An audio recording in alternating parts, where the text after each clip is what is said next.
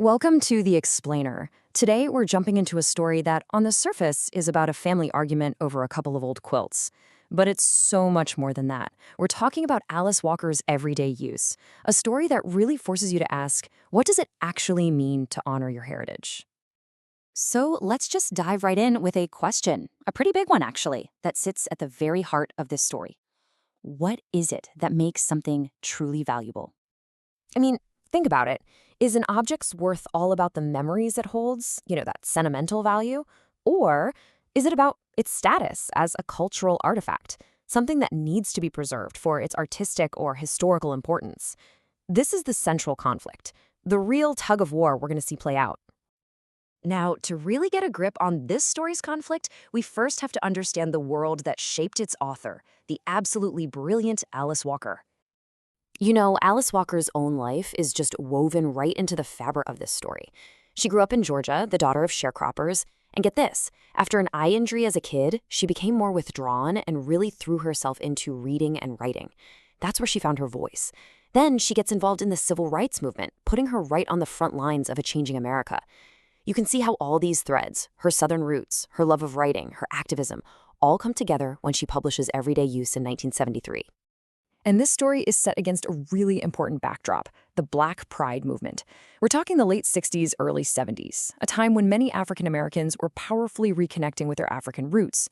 People were adopting new names, different clothing, new hairstyles.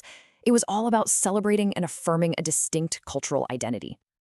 In this huge cultural shift, it sets the perfect stage for the drama that's about to unfold within a single family, a conflict we see through the eyes of three unforgettable women.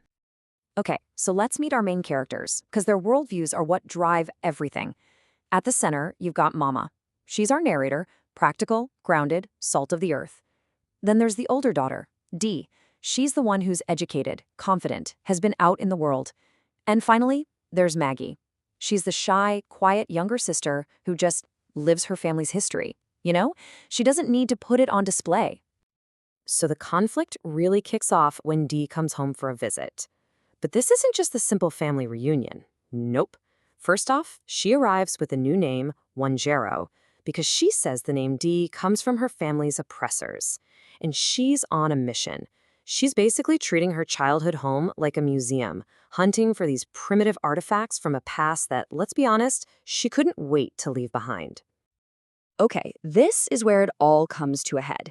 The entire family conflict boils down to a fight over two very specific, very powerful objects. Right, the whole drama explodes over two quilts. But look, these are not just any old blankets. They're basically a physical record of the family's history. They're stitched together from scraps of old dresses, shirts. There's even a piece of a great-grandfather's Civil War uniform in there. They are, quite literally, the fabric of their lives. So Dee demands the quilts. She argues they're priceless works of art. From her point of view, Maggie, who would actually, use them as blankets, is just backward and would end up destroying them. For Dee, these quilts are for preservation, not for use. But Mama fires right back with a totally different take. She says she's been saving those quilts for Maggie for this exact reason, so they can be used.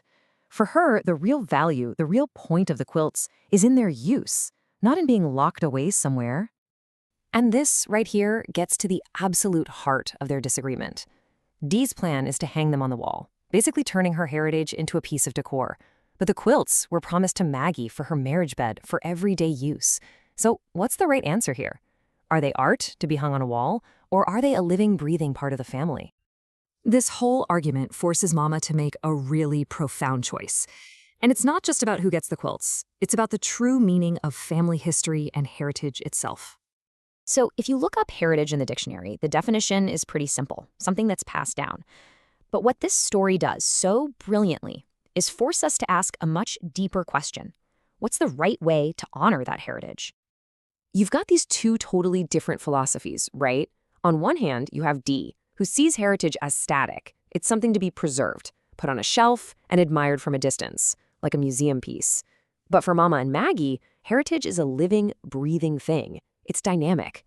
I mean, Maggie actually knows how to quilt. She carries the skills and the memories inside her.